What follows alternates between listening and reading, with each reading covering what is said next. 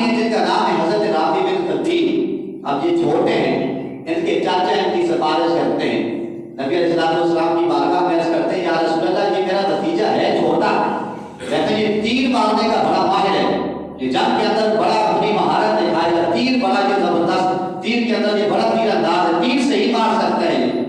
اب نبی کریم لوگ کریم صلی اللہ علیہ وسلم اس کا انتخاب فرما لیتے ہیں. اب جب اس کا انتخاب ہوتا ہے اس کے بعد دوسرے صحابی بچے کا جذبہ دیکھیں. اللہ میرے کریم آقا صلی اللہ علیہ وآلہ وسلم کی بارگاہ میں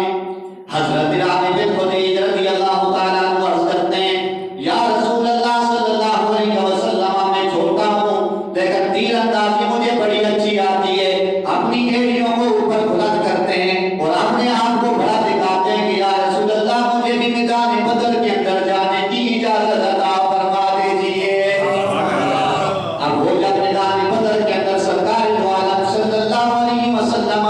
اس چھوٹے بچے کا انتخاب کر لیتے ہیں. حضرت سمرہ رضی اللہ تعالیٰ عنہ کو جب پتہ چلتا ہے حضرت رافع بن خدیج کا انتخاب ہو چکا ہے, اب سرکار دو عالم صلی اللہ علیہ وسلم کی بارگاہ میں حضرت سمرہ بن جندب جو کہ چھوٹے سے صحابی ہیں یہ بھی جا کر عرض کرتے ہیں یا رسول اللہ صلی اللہ علیہ وسلم فداک ابی و امی یا رسول اللہ میرے ماں اور بابا پر قربان ہو جائے. آپ نے رافع بن خدیج کو جنگ کے اندر جانے کی اجازت عطا فرمائیے, حالانکہ میری ان کے ساتھ کشتی کروا دیجیے, میں ان سے زیادہ مہارت کا حامل ہوں,